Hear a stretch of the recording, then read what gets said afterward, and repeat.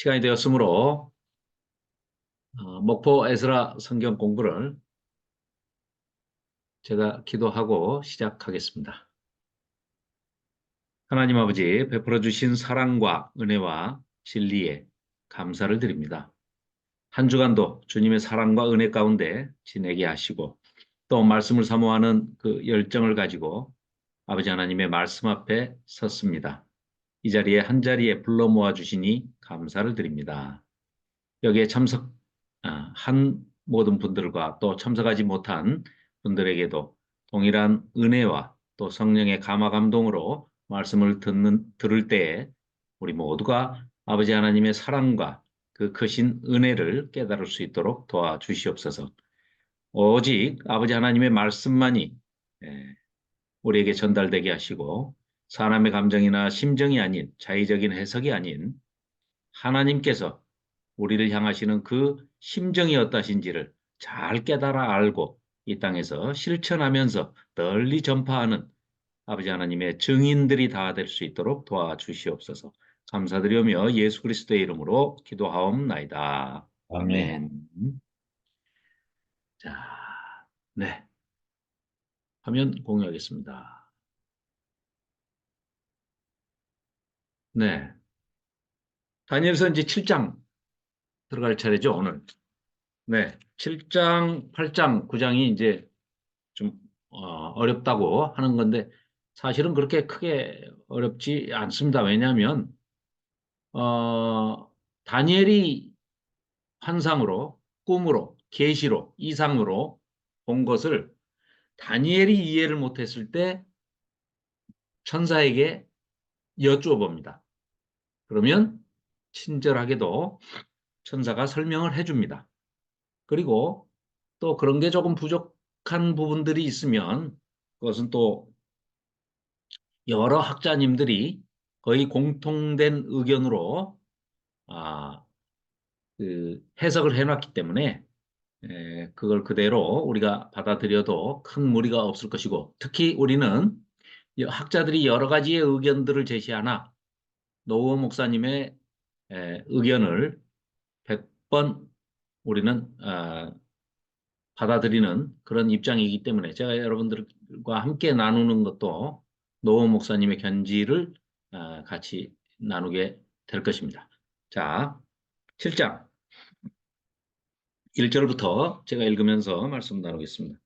바벨론의 벨사살 왕이, 그러니까 이제 벨사살 왕이 우리가 지난주에 봤듯이 벨사살 왕이 5장에서 그 멸망을 당하게 되죠. 그 마지막 날이 5장에 기록이 돼 있죠. 바벨론 멸망의 마지막 날. 그렇죠. 손이 하나가 쫙 나와가지고 그 잔치하고 있는데 석회 벽에다가 막 지지지 하면서 썼는데 그게 메네메네 데겔 우바르신이라는 글씨로 이제 썼잖아요. 그래서 해석까지 해줬죠. 이미 하나님께서 벨사살 왕을 저울에 달아보니까 함량 부족, 함량 미달, 부족함이 보였다. 그래서 나라를 우바르신 쪼개버릴 것이다. 베레스. 그래서 결국은 그날 밤에 벨사살이 죽고 바벨론이 멸망을 하죠. 그래서 그 벨사살이 이제 다시 그러니까 좀 5장에서 이제 끝장이 났는데 바벨론이 그 당시에 바벨론 벨사살 왕 때 다니엘이 환상을 보는 겁니다.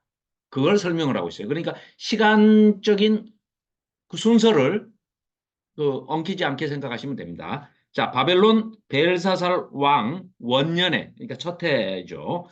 다니엘이 그의 침상에서 꿈을 꾸며 머릿속으로 환상을 받고 다니엘이 꿈을 꿨습니다.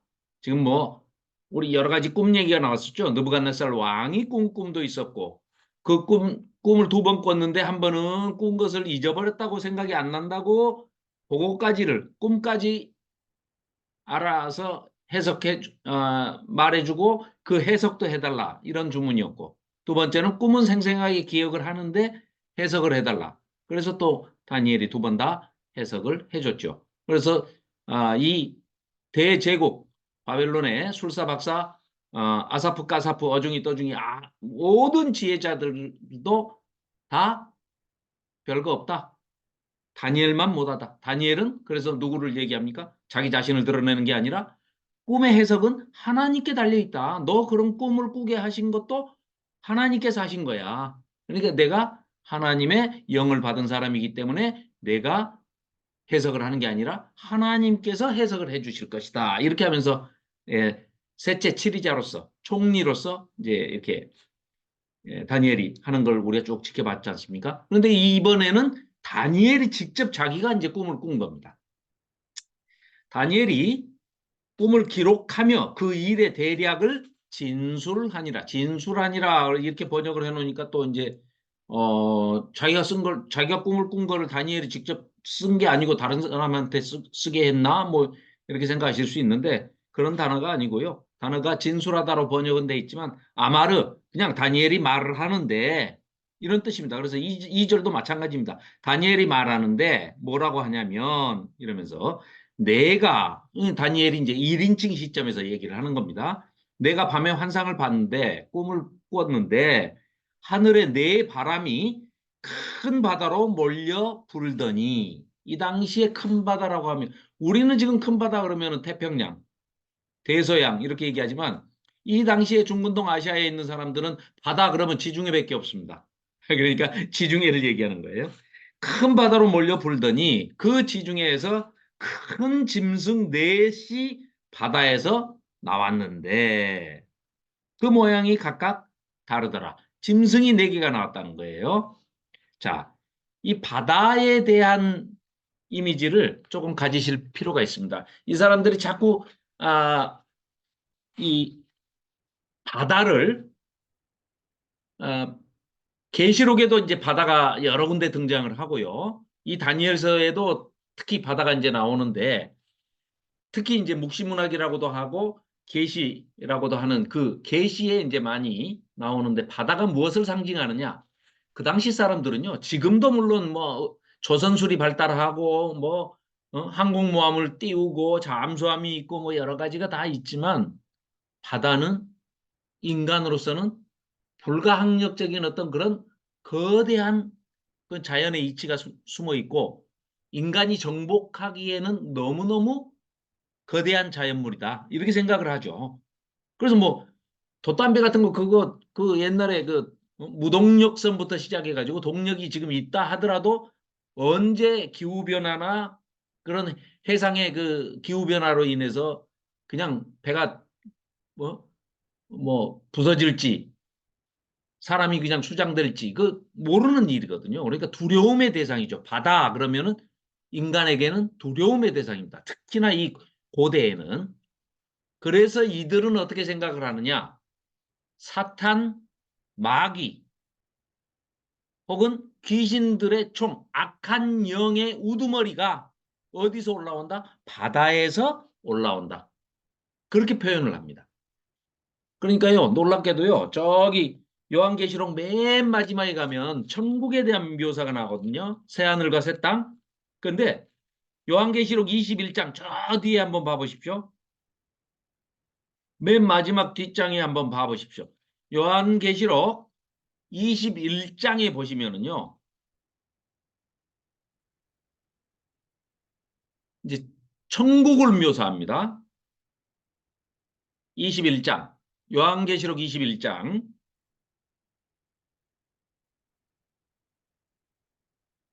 20장 마지막을 보면은 지옥이 묘사가 돼 있어요. 불못. 영원히 꺼지지 않는 불못.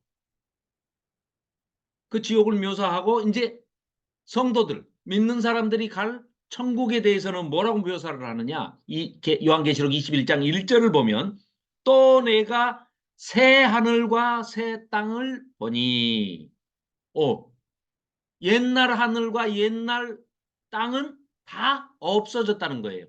그리고 하나님께서 새로운 하늘과 새로운 땅 창세기 1장 1절이 생각나지 않으십니까? 태초에 하나님이 하늘 그러니까 하늘들과 땅을 그 천지를 그 말이죠.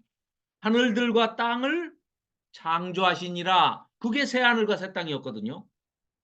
그런데 이제 그게 없어지고 내가 새 하늘과 새 땅을 보니 처음 하늘과 처음 땅이 아담한테 줬던 그 땅은 없어졌다는 거예요. 그런데 그 놀랍게도 그 뒤에 뭐예요? 천국에는 이제 마귀가 없으니까 마귀는 이미 20장 끝에 지옥에 던져 넣었어요. 마귀를. 그러니까 사탄 마귀가 없으니까 뭐가 없다고 얘기해? 바다도 다시 있지 않더라. 그럼 천국 가면은 진짜로 바닷가, 해변, 노을 뭐 이런 게 없느냐? 모릅니다. 모르지만 이 사람들이 여기서 표현하는 새 하늘과 새 땅 하면서 바다가 없다 천국에는 라고 표현하는 것은 악의 근원지인 바다가 없다. 그러니까 사탄, 마귀, 귀신들이 다 어디로 가버렸다? 불못, 영원한 불못, 지옥으로 가버렸다. 하나님께서, 예수님께서 잡아서 보내버렸다 거기로. 그러니까 천국에는 악한 영이 조금도 없다. 그런 얘기입니다. 자, 다시 예, 그렇게 연계해서 나중에 이제 계시록 공부할 때도 그걸 보시면 이걸 기억해 두시면 좋습니다. 자, 그렇게 하고 다시 다니엘로 돌아오겠습니다. 다니엘. 그래서 네, 자, 7장. 다니엘이 큰 바다로 몰려 불더니 큰 짐승 넷이 지금 바다에서 그래서 나왔어요. 그 모양이 각각 다르더라. 첫째는 사자와 같은데 몸뚱아리는 사자인데 날개가 독수리의 날개가 달려 있다는 거예요. 내가 보는 중에 그 날개가 뽑혔고 또 땅에서 들려서 사람처럼 두 발로 서게 함을 받았으며 또 사람의 마음을 받았더라. 이제 이게 여기까지 읽고 이게 뭘까 하고 궁금해하실 필요 전혀 없습니다. 뒤에 가면 다 설명이 나오니까요. 자, 쭉 읽어 나가겠습니다. 또 보니 5절입니다. 또 보니 다른 짐승 곧 둘째는 곰과 같은데 곰 그것이 몸 한쪽을 들었고 그 입에 곰같이 생긴 그 곰이 입에 이 사이에 갈빗대가 3개가 물려 있답니다. 오호 그것에게 말하는 자들이 있어 이르기를 일어나서 많은 고기를 먹으라 하였더라. 또 6절입니다. 그 후에 내가 또 본즉 다른 짐승 곧 표범과 같은 것이 있는데 그 등에는 새의 날개 넷이 있고 그 짐승에게 또 어이구 머리가 4개가 있으며 권세를 받았더라. 야 이게 세 번째 이제 짐승입니다. 네 번째 짐승은 7절입니다. 내가 밤 환상 가운데에 그 다음에 본 넷째 짐승은 무섭고 놀라우며 또 매우 강하며 또 쇠로 된 큰 이빨들이 있다는 겁니다. 쇠로. 야, 전리빨. 이가 있어서 먹고 부서뜨리고 그 나머지를 발로 밟았으며 이 짐승은 전에 모든 짐승과 다 다르고 10뿔이 있더랍니다. 자, 앞에 화면에 친절하게 그림을 그려 놓았습니다. 한번 보시죠. 자, 앞에 보시면 사자인데 독수리의 날개가 있어요.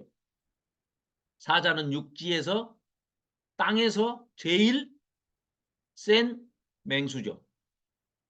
독수리가 이제 하늘에서 공중을 나르는 새 중에 독수리가 최고죠.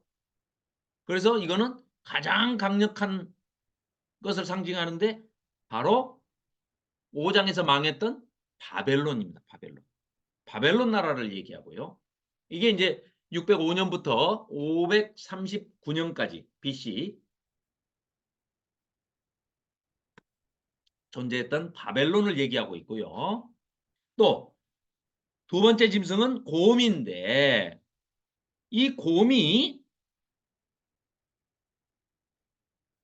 갈빗대를 3대를 물고 있습니다. 여기 이렇게. 이 갈빗대 3대가 뭐냐? 이집트, 애굽하고 그 다음에 리디아 그리고 신바벨로니아. 뭐예요? 이 곰이 메데 페르시아입니다.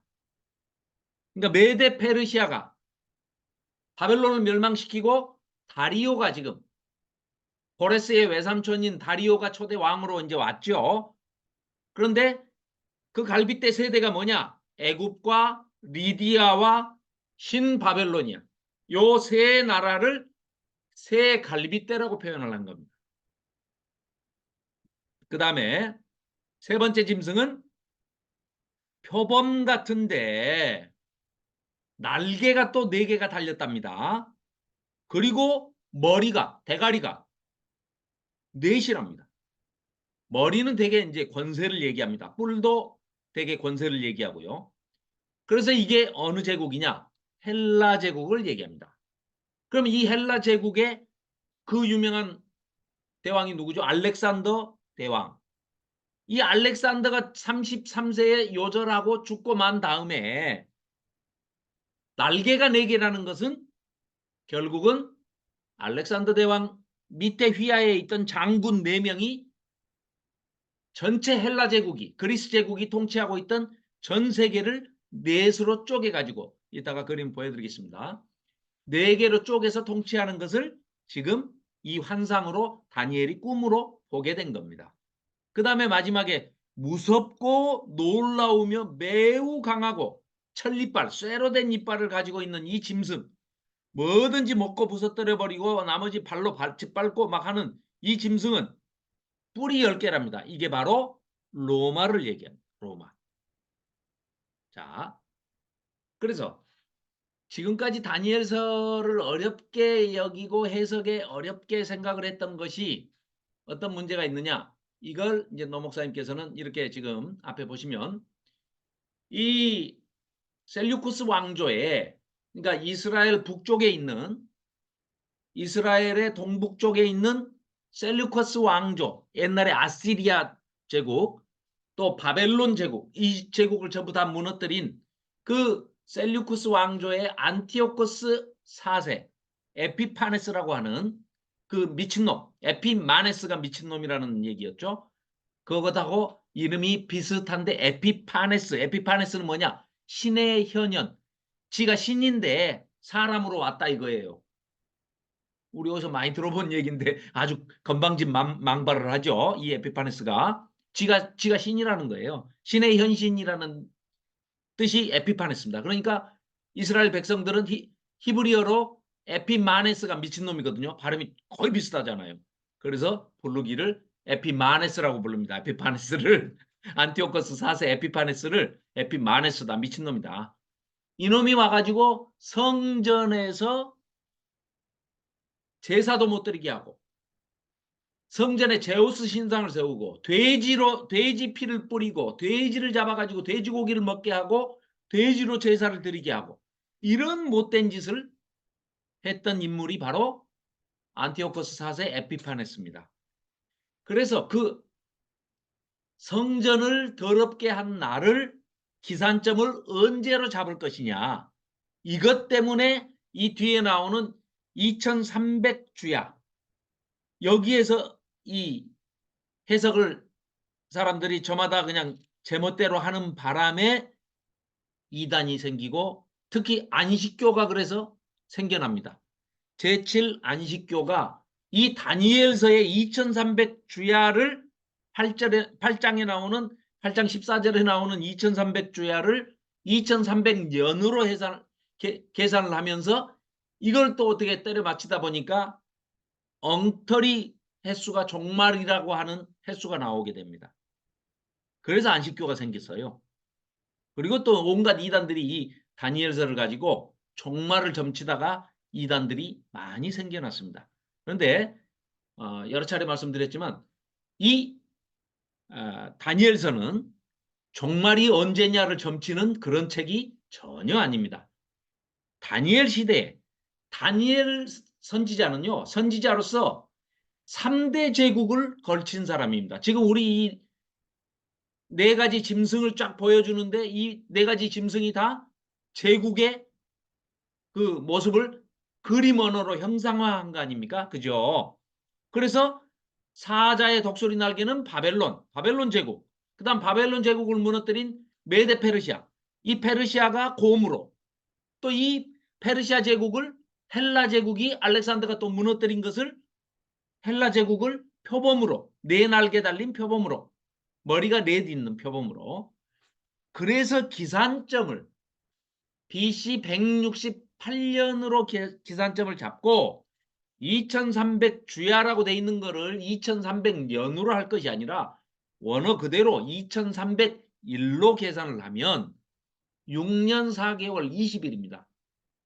히브리 달력은요 360일밖에 없습니다. 이 당시에. 그래서 360일, 한 달은 무조건 30일. 그래서 1년 12달 하면 360일로 계산을 하면 2300일이란 것은 6년 4개월 20일입니다. 그럼 그 2300주야를 어떻게 했느냐? 성전을 더럽혔기 때문에 그 성전을 깨끗하게 만든 그 날이 한자어로는 수전절, 수리했다 뭐를? 성전을 해서 수전절. 양력으로 계산하니까 12월 25일부터 8일간을 지키는 한우카라는 절기입니다. 그걸 한자로 우리나라 말로는 수전절이라고 하고요. 히브리 말로는 한우카, 성전을 깨끗하게 한 날이다. 이렇게 합니다. 그래서 이게 종말을 지구 멸망이나 종말, 예수님의 재림의 때를 점치는 그런 해석이 전혀 아닌데 그렇게 됐다는 것을 얘기하고 있습니다. 그래서 노 목사님께서 하시는 말씀은 기산점을 이때로 봐야 에피파네스가 성전을 더럽히기 시작한 때로부터 성전을 깨끗하게 수리한 수전절 한우카까지가 2300일이다 하고 역사적으로 도표를 찾아내서 만든 것을 이따가 보여드리겠습니다. 자, 그래서 다니엘서 7장도 이 설명이 다 돼 있기 때문에 그렇게 어렵지 않습니다. 자, 보시면 자, 이 네 짐승을 7장에서 얘기하고 있고요. 이 짐승은 방금도 말씀드렸지만 바벨론, 메데페르시아, 헬라, 로마를 그림 언어로 이렇게 표현해주고 있다. 이게 나중에도 계시록에도 이어집니다. 그래서 우리가 이제 성경과 뭐 5대 제국 내지는 4대 제국 이렇게 하면 5대 제국 그러면 여기다가 아수르 제국만 맨 앞에다 집어넣으면 됩니다. 그러니까 아빠페 헬로 아수르 첫 글자만 따서 아수르, 바벨론, 페르시아, 헬라, 로마 아빠페 헬로 아주 쉽죠. 아빠페 헬로 그리고 4대 제국 그러면은 아수르를 빼버리고 페르시아 바벨론 페르시아 바페 헬로 그러니까 바벨론, 페르시아, 헬라, 로마 이렇게 하면 4대 제국인데 놀랍게도 5대 제국 중에 3대 제국에 걸쳐서 다니엘 선지자는 사신 분이에요. 아수르 때 북이스라엘 멸망당했을 때 포로로 606년 내지 605년에 끌려갔죠. 포로로. 아수르 제국 때. 가서 있었더니 조금 있다 바벨론이 아수르를 멸망시켰죠.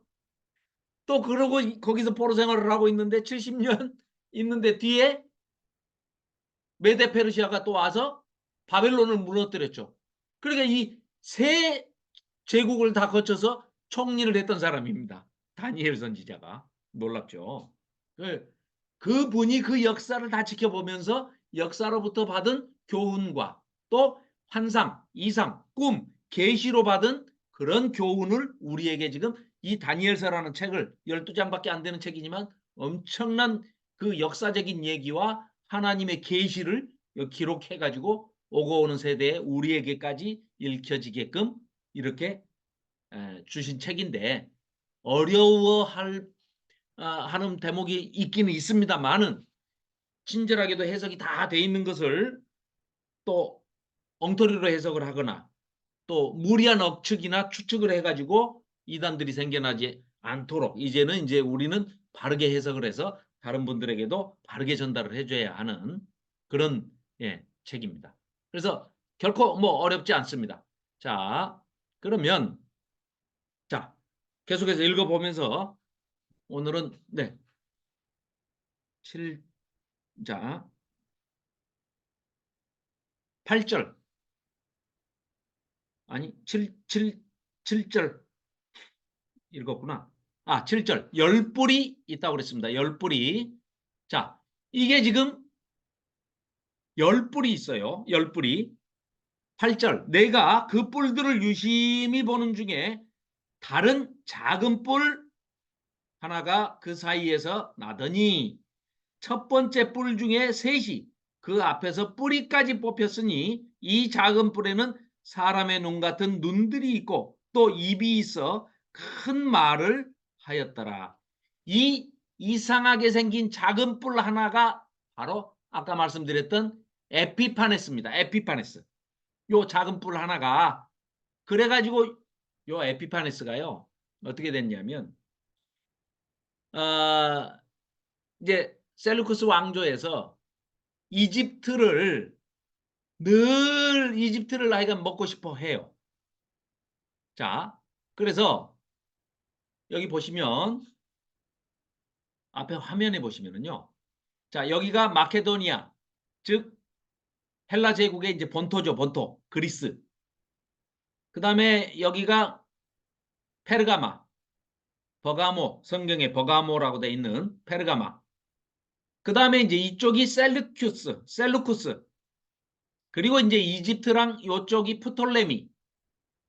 이렇게 장군 네 사람이 알렉산더 휘하에 있던 장군 네 사람이 이렇게 나라를 찢어서 갈랐습니다. 헬라 제국이. 그래서 특히 이 톨레미 왕조, 프톨레미라고도 하고 톨레미 왕조라고도 하는데 이 톨레미 왕조에서 안티오코스 왕조를 자꾸 눈에 거슬리니까 이 프톨레미 왕의 신하였던 셀류쿠스를 보내서 정복을 하게 만듭니다. 그래서 여기 아시리아, 바벨론이 있던 이 자리를 헬라 제국의 장군 중에 한 사람인 톨레미 장군의 부하 장군이 셀류쿠스가 가서 이 땅을 엄청나게 넓은 땅을 차지했는데 자기가 뭐하러 다시 꼬붕 노릇하러 다시 돌아가겠습니까? 거기서 그냥 이건 내가 왕이야 하고 그냥 선포를 해버립니다. 그러니까 지금 톨레미 왕조에서는 자기 부하를 꼬붕을 보냈는데 꼬붕이 가서 거기 가서 정복하더니 왕 노릇을 해버리니까 둘이 왼수가 돼버린 거예요. 그래가지고 치고받고 전쟁을 하기 시작하는데 조금 길게 합니다. 150년 합니다. 이게 그 유명한 150년 전쟁입니다. 그럼 그 사이에 어디가 끼어 있습니까? 불행하게도 이스라엘이 딱 이집트와 요 과거의 아시리아 제국, 바벨론 제국이 있던 이 셀루쿠스 왕조와 톨레미 왕조의 샌드위치 돼가지고 딱 지정학적으로 이 사이에 끼어져 있습니다.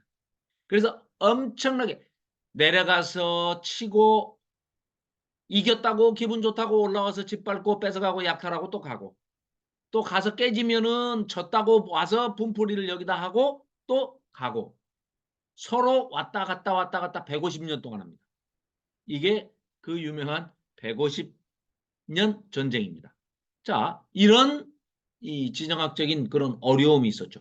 우리나라도 상당히 비슷하죠. 일본과 중국, 일본과 러시아, 그러니까 러일 전쟁이라든지 또 뭐, 그 청일 전쟁이라든지 청나라와 뭐 이런 식으로 싸우면 우리 그 사이에 샌드위치 되는 게 우리 대한민국이죠. 뭐 여기 이스라엘처럼까지야 뭐 150년씩이나는 안 했지만 그래도 간간히 이 샌드위치에 끼어가지고 아주 그 곤욕을 치렀던 지정학적인 위치에 있는 거죠. 그런 점에서 상당히 그 비슷합니다. 자, 그래서 벨사살 원년에 다니엘이 이렇게 꿈을 꿨는데 네 가지 짐승을 봤어요. 그래서 이제 요 사자, 곰, 또 표범, 그다음에 짐승, 괴물같이 생긴 짐승, 그리고 이제 설명이 다 돼 있죠. 날개 달린 사자는 바벨론, 또 세대 이빨을 물고 있는 그 메데 페르시아는 리디아, 신바벨로니아, 이집트 그 세 갈빗대라고 그랬죠. 그다음에 네 날개 달린 표범은 알렉산더 대왕이 죽고 난 다음에 그 밑에 휘하의 장군 넷이 방금 봤던 그 나라를 4등분한 거. 그다음에 괴물은 로마. 그런데 10뿔이 났다. 10뿔. 뿔이 10개다. 그럼 그건 뭐냐? 로마의 황제가 뭐 10명뿐이겠습니까마는 지금 아, 이제 2차 박해 때가 도미티아누스 황제 때의 박해인데요. 요 앞에 지금 초대 황제는 아우구스투스, 그리고 두 번째 왕이 티베리우스입니다. 이 왕 때 예수님이 공생애 활동을 하시고 십자가에 달려서 죽으시고 부활하시고 승천하시죠. 그래서 성경에는 디베리오라고 번역되어 있는 그 왕이 티베리우스 황제입니다. 그 다음에 칼리굴라, 그 다음에 클라우디우스, 그리고 그 악독한 네로. 이 네로 황제가 54년부터 68년까지인데 1차 박해가 유대인들에 대한, 기독교인들에 대한 1차 박해를 이 네로가 3년 반 동안 하게 되죠. 그게 로마의 시내 빈민가에 누군가가 아무튼 불을 질렀습니다. 그 뭐 네로가 질렀다는 얘기도 있고 아니면 다른 뭐 누군가가 질렀는데 그게 빈민가가 너무 보기 싫으니까 그 아름다운 야경, 로마의 야경을 빈민굴이 그 거추장스럽게 하고 있다, 보기 싫다 해가지고 불을 질러가지고 그 화재가 걷잡을 수 없이 커져버리니까 전체 로마 도시의 3분의 1을 태웠답니다. 그러니까 누군가가 그 이 바람막이, 그러니까 뭐라 그러죠? 매방구가 나와야 돼요. 누군가 하여간 그 왼수가 하나 이제 공적이 나와야 됩니다. 그래서 그거를 그 다른 곳에 있다가 그 화재 소식을 듣고 네로가 급히 왔다고 그래요. 그러면 네로가 불지른 건 아니겠죠. 자, 네로가 와가지고 그것을, 가장 만만한 것이 유대인이기 때문에, 그것도 기독교인들이기 때문에 유대인 기독교인들한테 그 화재범이라는 누명을 씌워가지고 저놈들이 다 하고 지목을 하는 바람에 엄청난 박해가 시작이 된 거죠. 그래서 3년 반 동안 한때 두 때 반 때 하는 것이, 한때 더하기 두 때 하면 세 때죠. 3년이죠. 거기에 반 더하면은 3년 6개월 동안을 1차 박해가 일어나죠. 어마어마한 숫자의 기독교인들이, 그리스도인들이 순교를 당했죠. 그 뒤로 이 네로가 이제 미치광이가 돼가지고 결국은 이 사람들은 황제에 임명을 하는 것도 자기가 혼자 자기가 왕관 쓰고 내가 왕이야 황제야 하는 게 아니고, 많이 들어보셨죠? 원로원이라는 제도가 있어가지고 거기에 원로들이 모여가지고 공화정을, 그 당시부터 정치 제도를 썼습니다. 공화정. 그래서 자기들이 정치도 의견도 내고 행정도 하고 이렇게 참여도 하고 입법도 하고 뭐 이런 것들을 하다가 도저히 안 될 것 같으면 폐위시키고 황제를, 새로운 황제를 또 자기들이 투표를 해가지고 뽑습니다. 그러니까 몇 명의 그 원로들이 공화정을 만들어가지고 그런 식으로 하는데 네로를 폐위시켜 버립니다. 그래서 6월 9일 날 68년 AD 68년 6월 9일 날 6월 8일 날 폐위를 시켜버려요. 너는 6월 9일자에 끝 하니까 결국은 네로가 자살을 하죠. 그러고 난 다음에 격정기가, 혼돈의 격정기가 와가지고 불과 1년 사이에 왕이 3명이나 황제가 바뀝니다. 갈바, 오토, 비텔리우스. 그러다가 이제 이 베스파시아누스, 이 베스파시아누스가 결국은, 그러니까 이제 이 사람은 이제 로마의 황제가 나중에 9번째 황제가 되는데 유대에 쳐들어와 있다가 유대의 그 독립 전쟁을 진압하러 지금 온 거예요. 유대에. 그럼 유대의 독립 운동이 어떻게 해서 일어났느냐? 아까 말씀드렸던 그 유명한 미친놈 안티오커스 4세 에피파네스가 이집트를 치러 내려갔다가 전쟁을 해보지도 못하고 로마가 거기를 딱 이집트를 이미 정복해가지고 차지하고 있으니까 가가지고 싸움 한번, 잭소리 한번 못 해보고 모욕을 당하고 패퇴하고 쫓겨납니다. 그러니까 그때 그 로마가 이집트를 정복하고 있다가 그 저 에피파네스 4세가 이집트를 쳐들어오니까요. 이 이집트를 쳐들어왔는데 거기서 장군 하나가 원을 이렇게 땅에다가 조그만 원을 하나 이렇게 그려주면서 그 안에서 에피파네스 4세가 밖으로 나오기 전에 결정을 해라. 네가 여기서 목숨 걸고 싸우다가 죽든지 아니면 항복하고 그냥 전쟁 배상금만 물어주고 포기하고 돌아가든지 해서 싸워보지도 못하고 항복하고 엄청난 금액의 그 전쟁 보상금을 물어주기로 하고 그러고 올라가는 길에 성전에 와서 성전에서 그 제우스 신상을 세우고 돼지 피로 제사를 드리게 하고 유대인들이 드리는 제사를 못 드리게 하는 그런 만행을 저지릅니다. 그때 들고 일어난 게 마카비 혁명이고 그때 이제 이런 이 유대 독립 전쟁이 일어나지요. 그래서 이제 거기에 얽힌 역사적인 스토리는 이제 뒤에 읽으면서 조금씩 말씀을 드리도록 하겠습니다. 자, 그래서 이어서 자 9절 역시 다니엘이 내가 보니 왕자가 너희고 예적부터 항상 계신 이가 좌정하셨는데 하나님이죠, 하나님. 그의 옷은 희기가 눈 같고 눈같이 그냥 하얗다는 거예요. 그의 머리털도 깨끗한 양의 털 같고 그의 보좌는 불꽃처럼 그냥 불이 활활활 타고 그의 바퀴는 타오르는 불이며 불이 강처럼 흘러 그의 앞에서 나오며 그를 하나님을 섬기는 자는 천천히요 그 앞에 모셔선 자는 만만이며 천천이면 백만이고 만만이면 1억인데 1억 백만이 아니고 엄청나게 많더라. 억수로 많더라. 그 말이죠. 그래서 천천히요 만만이며 또 심판을 베푸시는데 책들이 앞에 쫙 펴져 있어요. 그 책에 뭐라고 써 있다고요? 생명록에는 우리 이름이 기록이 돼 있고 생명책에 이름이 기록된 사람만 아까 새하늘과 새 땅 천국으로 가는 것이고 나머지 백보자 심판을 받고 지옥 이 영원히 꺼지지 않는 불못에 떨어질 자들은 그 악한 행위들이 이 책에 다 기록이 돼 있다는 거예요. 너의 악한 행위가 다 기록이 돼 있다. 지금 그 책입니다. 그래서 책들이 펴져 놓여 있더라. 그때 내가 작은 뿔이 말하는 큰 목소리로 말미암아 주목하여 보니까 그 누구라고요? 에피파네스 4세.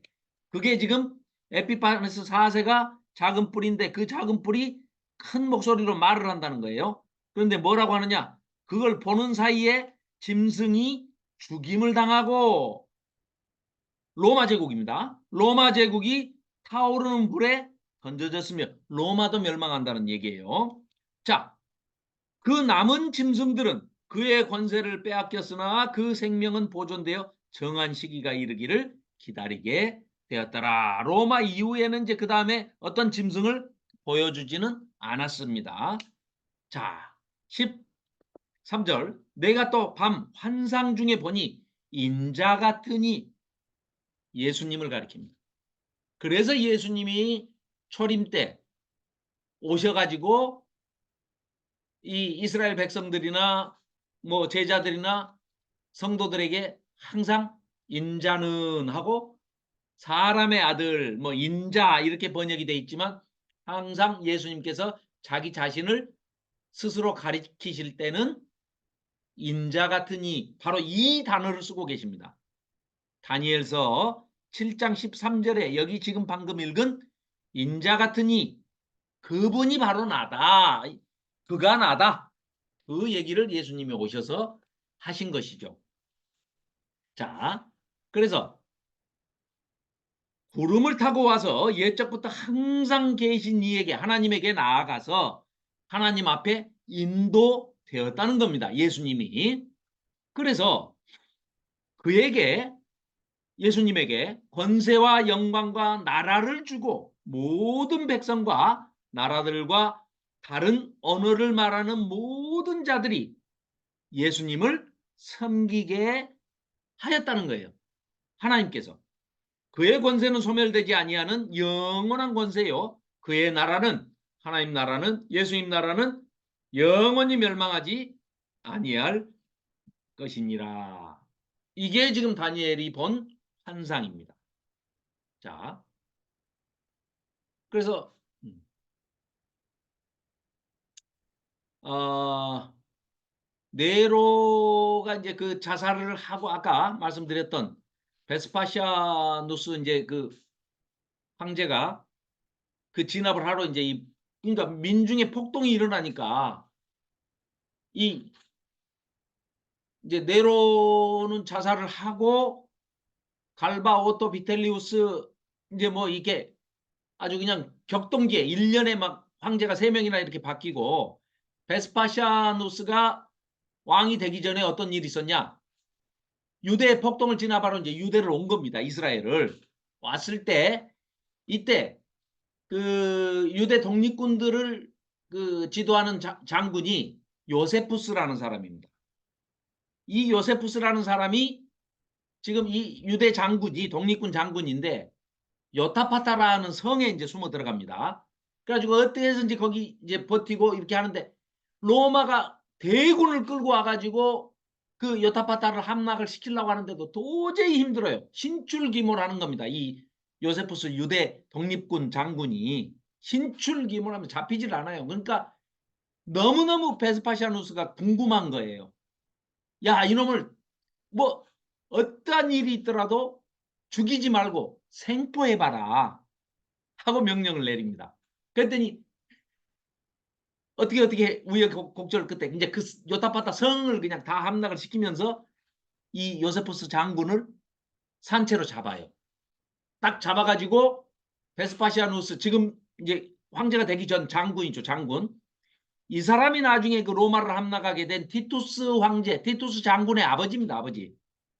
그때 이제 자기도 장군 시절에 지금 여기 이스라엘에 와 있는 거예요. 그리고 딱 요 뭡니까?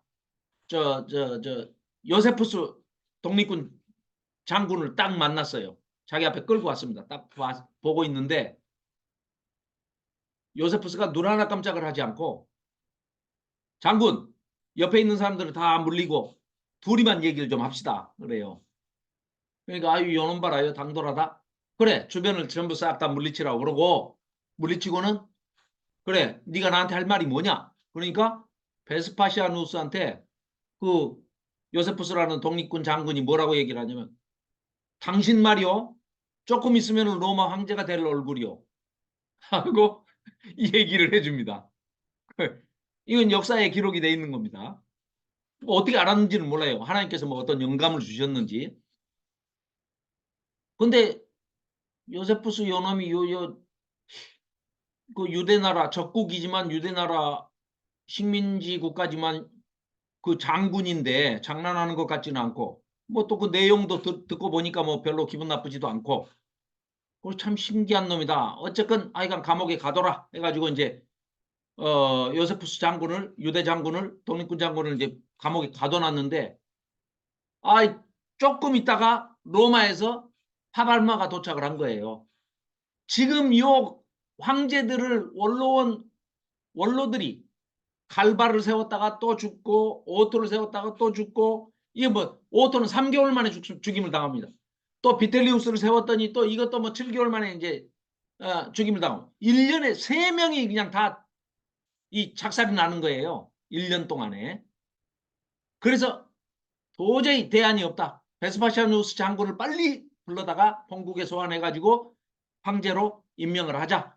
해가지고 파발마를 보낸 겁니다. 그러니까 요세푸스 장군이 한 말이 며칠 지나지 않아서 딱 맞아버린 거예요. 그래서 이 베스파시아누스가 요세푸스를 달리 보게 된 거죠. 그래가지고 자기 양자를 삼습니다. 그래가지고 데리고 로마로 가면서 양자를 삼아가지고 요세푸스 장군을 데리고 귀국을 합니다. 그러고 이제 황제가 돼요. 자기는.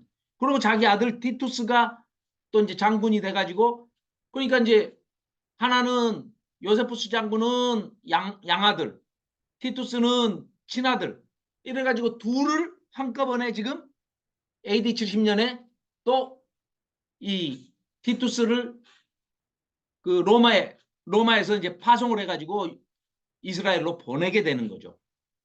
그래서 그때 같이 요세푸스 유대 독립 장군이 옵니다. 근데 유대인들 입장에서 볼 때는 요세푸스를 볼 때 어떻게 보겠어요? 변절자. 쉽게 얘기하면은 독립운동을 하다가 일본 천황의 아들이 양아들이 돼가지고 갔다가 온 거 아니에요. 지금 그런 셈이 돼버린 겁니다. 그래가지고 아무리 설득을 해도 설득이 안 돼요.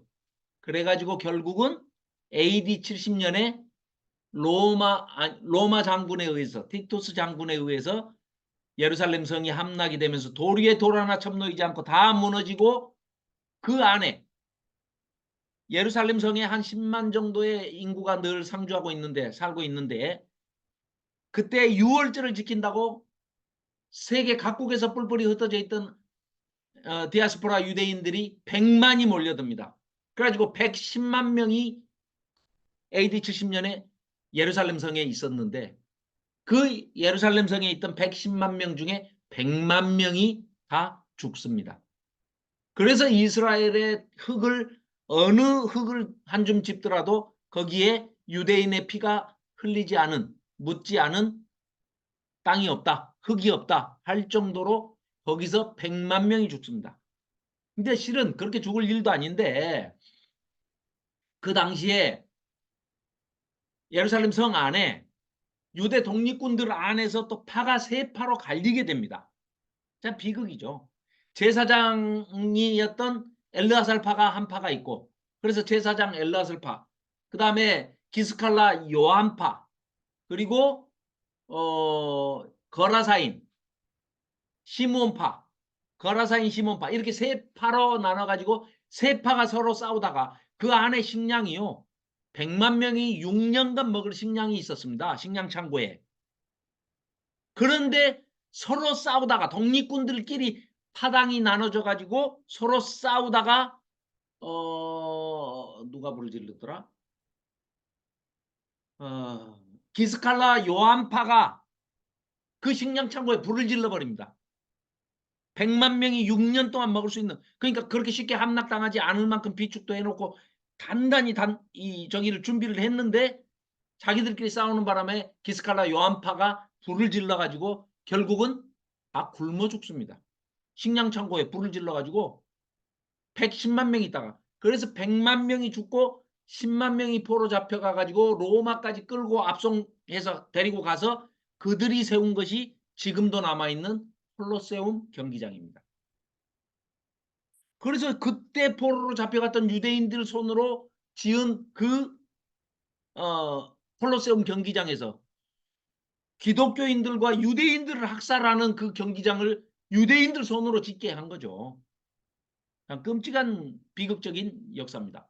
자, 그래서 이런 이제 역사적인 배경이 있다는 것을 이제 알아두시고, 이때 요 도미티아누스 황제 전까지의 이 왕을 10명의 왕이 있었는데 라고 해석을 합니다. 그래서 이거를 열부를 로마의 열왕이다 이렇게 지금 해석을 하는 것이 가장 그 근사한 접근되는 그런 해석이다 이렇게 볼 수 있습니다. 자, 계속해서 읽겠습니다. 15절, 나 다니엘이 중심의 마음에 근심하며 내 머릿속에 환상이 나를 번민하게 한지라. 내가 그 곁에 모셔 선자들 중 하나에게, 천사입니다. 천사. 나아가서 이 모든 일의 진상을 물으매 그 천사가 나한테 말하여 그 일의 해석을 알려주며, 천사가 지금 알려준 겁니다. 천사가 이제 궁금한 거, 다니엘이 도저히 궁금한 거는 천사한테 물어보니까 천사가 알려준다. 지금 그 얘기입니다. 자, 이르되 그 네 큰 짐승은 세상에 일어날 네 왕이라. 지극히 높으신 이의 성도들이 나라를 얻으리니 그 누림이 영원하고 영원하고 또 영원하리라. 세 번 반복한 것은, 한 번 얘기하면 원급, 두 번 강조하면 비교급, 세 번 강조하면 최상급 이런 뭐 문법 얘기도 있죠. 근데 이렇게 세 번 강조해서 영원한, 영원하고 영원하고 영원하리라 하고 지금 얘기를 합니다. 그러면서 계속해서 이제 이 넷째 짐승에 대해서 설명을 하고 있습니다. 자, 이에 내가 넷째 짐승에 관하여 확실히 알고자 하였으니 곧 그것은 모든 짐승과 달라서 심히 무섭고 두렵게 생겼다는 거예요. 그 이빨이 쇠이빨이고 그 발톱은 또 구리로 돼 있고 먹고 뭐든지 부서뜨리고 나머지는 발로 그냥 확 짓밟더라. 또 그것의 머리에는 10뿔이 있고 그 외에 또 다른 뿔이 나오며 3뿔이 그 앞에서 빠졌으며 그 뿔에는 눈도 있고 큰 말을 하는 입도 있고 뿔에 막 눈도 있고 입도 있고 그런다는 거예요. 그 모양이 한 번도 본 적이 없어요. 그리고 그 비슷한 어떤 짐승보다도 더 커 보이더라. 내가 본 적 이 뿔이 성도들과 더불어 싸워 그들에게 이겼더니 이 악한 뿔이 그러니까 로마가 얼마나 많이 기독교인들 유대인들을 죽였습니까? 또 열 뿔이라고 하는 것은 우리는 열 왕으로도 해석을 할 수 있는데 또 어떤 사람들은 10번의 박해 로마가 성도들을 박해하는 기독교인들을 박해하는 10번의 박해를 또 얘기한다 하기도 합니다. 자, 그래서 예적부터 22절 예적부터 항상 계신 이가 와서 하나님께서 오셔서 지극히 높으신 이의 성도들을 위하여 원한을 하나님께서 풀어주셨고 때가 이름에 성도들이 나라를 얻었더라. 언제? 예수님이 재림하셔서 오시면. 그렇죠? 이건 아직 일어나지 않은 일이지요. 그래서 자 모신자가 천사겠죠. 모신자가 이처럼 이르되 천사가 이제 23절 넷째 짐승은 그 땅의 넷째 나라인데 이는 다른 나라들과는 달라서 온 천하를 삼키고 밟아 부서뜨릴 것이며 로마를 얘기한다고 그랬죠. 그 열불은 그 나라에서 일어날 열왕이요. 여기 열왕이라고 소개가 되어 있습니다. 또 그 후에 또 하나가 일어나리니 그는 먼저 있던 자들과 다르고 또 새 왕을 복종시킬 것이며 그거는 가로에 넣어 놓으십시오. 새 왕을 복종시킬 것이며 라고 쓰여 있는 이 말은 우리가 쓰고 있는 마소라 사본에는 없는 것을 누군가가 번역을 할 때 다른 사본에 있는 것을 갖다가 여기다 지금 넣어 놓은 겁니다. 후대 사람이 지금 첨가해 놓은 겁니다. 참고로 그렇게 해 놓으시고 25절 그가 장차 지극히 높으신 이를 말로 대적하며 하나님께 대적한다는 거예요. 또 지극히 높으신 이의 성도를 괴롭게 할 것이며 이거 보나마나 네로 황제죠. 네로 황제. 얼마나 못된 짓을. 첫 번째 박해를 일으킨 자가 이 네로 황제 아닙니까? 그죠? 이건 네로입니다. 네로. 성도를 괴롭게 할 것이며 그가 또 때와 법을 고치고자 할 것이며 성도들은 그의 손에 붙임받아 한 때와 두 때와 반 때를 지내리라. 3년 반. 그래서 네로의 1차 박해가 3년 반 동안 일어났던 것이죠. 그런데 벌써 이건 뭐예요? 600년 전에 지금 얘기를 하고 있는 겁니다. 다니엘 선지자가. 최소한 600년 전에 지금 600년 후에 일어날 일을 지금 환상으로 보고 천사한테 물으니까 천사가 이렇게 해석까지 해주는 놀라운 장면입니다. 자, 26절 그러나 심판이 시작되면 그는 권세를 빼앗기고 완전히 멸망할 것이요. 그렇죠. 로마도 결국은 멸망당하지요. 로마가 뭐 결국은 동로마 서로마로 갈리기도 하지만은 BC 168년을 기점으로 본다 하면 AD 470 동로마 서로마 나뉘면서 서로마가 476년에 결국은 멸망을 하게 되지요. 앞에 그림처럼요. 자, 그래서 기점을 168년으로 봐야 한다. 그런 얘기입니다. 자, 그렇게 하고 나라와 권세와 27절입니다. 나라와 권세와 온 천하 나라들의 위세가 지극히 높으신 이의 거룩한 백성에게 붙임받으리니 그의 나라는 영원한 나라이라. 모든 권세 있는 자들이 다 그를 섬기며 복종하리라. 이 말이 이에 그친지라 나 다니엘은 중심에 번민하였으며 내 얼굴빛이 변하였으나 내가 이 일을 내 마음에 간직하였느니라. 아멘.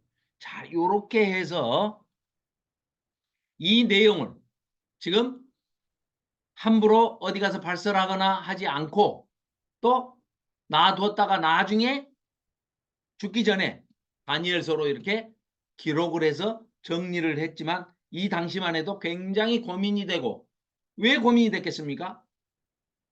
다니엘로서는 이런 거 아니겠습니까? 자기는 유대인인데 아니 바벨론이 멸망하면 유대인들이 다 해방돼서 유대인의 나라가 시작이 될 줄 알았더니 웬걸? 바벨론이 멸망하니까 메데 페르시아 제국이 들어서고 또 메데 페르시아 제국이 멸망한 걸 보고 야 이제는 이제 우리 유대인들이 독립을 하고 우리가 이제 우리 시대가 열리는구나 했더니 웬걸? 메데 페르시아가 망하니까 헬라 제국이라는 게 들어서고 어디에도 유대인의 나라는 없습니다. 헬라가 망하니까 또 유대인의 나라가 들어서는 줄 알았더니 로마 시대가 열리는 거예요. 그 로마는 무지막지 해가지고 아예 뭐 500년 600년 뒤에는 로마가 그냥 로마라는 나라가 제국이 들어서 가지고 인자 같으니 예수님을 믿는 사람들까지 전부 잡아 죽이는 그런 비극이 일어나는 거죠. 그래서 이 7장은 사실 크게 어려운 데가 없습니다. 이게 설명이 다 해석을 해주지 않습니까? 다니엘도 해석을 해주지만 다니엘이 궁금한 거는 천사한테 물어보면 천사가 친절하게 또 다 해석을 해줬기 때문에 이걸 벗어나는 해석은 사실 없는 겁니다. 그러니까 그렇게 어렵지가 사실 않죠. 그리고 아까 봤던 그림들, 그 그림들이 네, 뭐 아까 봤던 그림 그대로입니다. 자, 바벨론, 페르시아, 헬라, 로마, 바페, 헬로. 그렇죠? 그래서 이건 짐승에 대해서 내 짐승도 소개가 다 돼 있고 해석이 다 돼 있습니다. 그래서 기산점을 로마 제국의 시작을 BC 168년으로 봐야 된다. 그때가 언제라고요? 그때가 에피파네스가 애굽에 갔다가 이 싸워보지도 못하고 패망해서 돌아온 그때입니다. 그러니까 이제 8장에 나오는 것이 바로 이 두 짐승인데요. 8장으로 오늘은 여기 7장까지만 할까요? 네. 오늘 또 뭐 많이 안 계시고 그러니까 7장까지만 하고 8장 9장은 네. 이제 8장 9장을 잠깐 설명해 드리고 예. 그리고 오늘은 마치도록 하겠습니다. 쉬는 시간 없이 그냥 잠깐 하고 마치겠습니다. 자, 다니엘서 이제 8장은 어떤 환상을 보냐면 이제 벨사상 아까 7장은 벨사살 원년에 그랬지 않습니까? 그런데 이제 8장은 벨사살 3년이 지난 겁니다. 3년에 다니엘이 또 환상을 봅니다. 그런데 두 뿔 가진 순양과 큰 뿔이 있는 순염소가 요렇게 생긴 순양과 그런데 이게 순양은 메데 페르시아의 왕들이고 또 이 염소가 있어요. 순양과 염소가 있는데 큰 뿔이 났어요. 이게 도대체 무슨 그림이냐? 근데 순염소에 큰 뿔이 뽑히고 현저한 뿔 4개가 남아 한 뿔에서 작은 뿔이 나오는데 성소와 백성들을 괴롭게 한다 하고 아까 잠깐 말씀드렸던 2300 주야가 나오는데 그게 뭐라고요? 에피파네스 4세가 성전을 더럽힌 그 기간 동안이 2300일이다. 그래서 성전을 정결하게 한 날을 기념해서 하는데 그 내용들이 8장에 쭉 서술이 되고 있습니다. 그래서 아까 잠깐 말씀드렸던 바로 이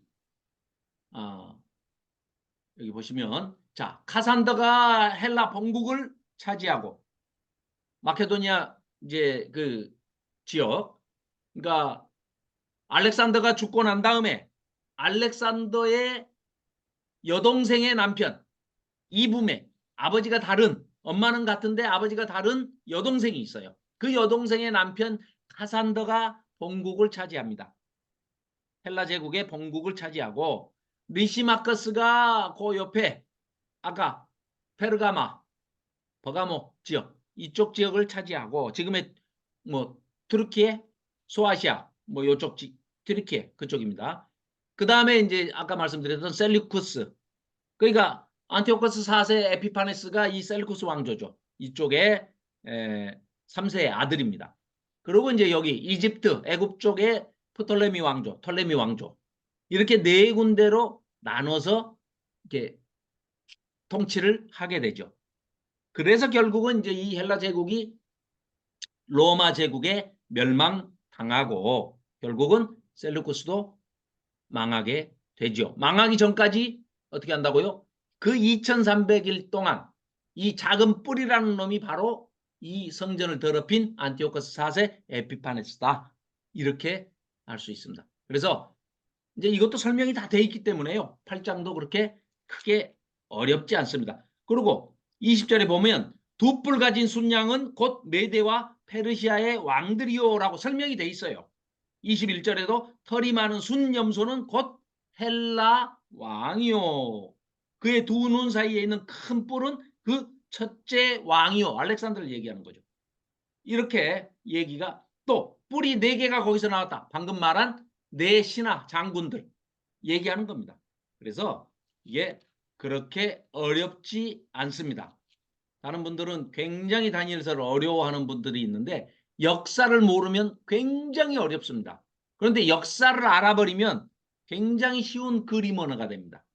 그래서 이런 그림 몇 장 가지고도 우리가 충분히 설명을 들으면 이해할 수 있는 그런 책이 되겠습니다. 자, 이상으로 그래요. 오늘은 일찍 끝내고 아이고 식사 하셔야 될 텐데 네. 아직 안 오셨어요? 그래요. 저도 이제 저녁을 먹어야 되겠습니다. 자, 제가 잠깐 기도하고 마치도록 하겠습니다. 하나님 아버지, 오늘도 다니엘서를 통하여 세계 역사를 이끌어 가시고 아버지 하나님께서 궁극적인 섭리하심과 그 연륜으로서 이 세상을 통치해 가시는 것을 살펴보았습니다. 역사를 통해서 배우는 교훈과 또 다니엘 선지자를 통해서 계시를 통해 우리에게 들려주시는 교훈을 이 상천하지의 모든 신들은 다 잡신들이며 오직 한 분 여호와 하나님만이 우리의 참된 신이심을 우리는 믿습니다.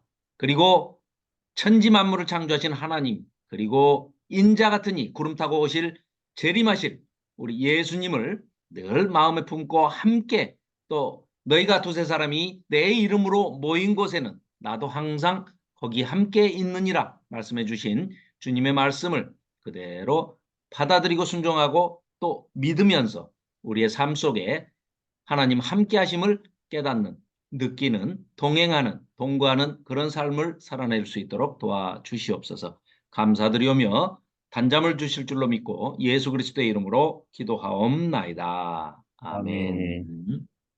네, 수고하셨습니다. 감사합니다. 자, 네. 다음 주에 뵙겠습니다. 감사합니다. 네, 편히 네. 쉬세요. 계세요.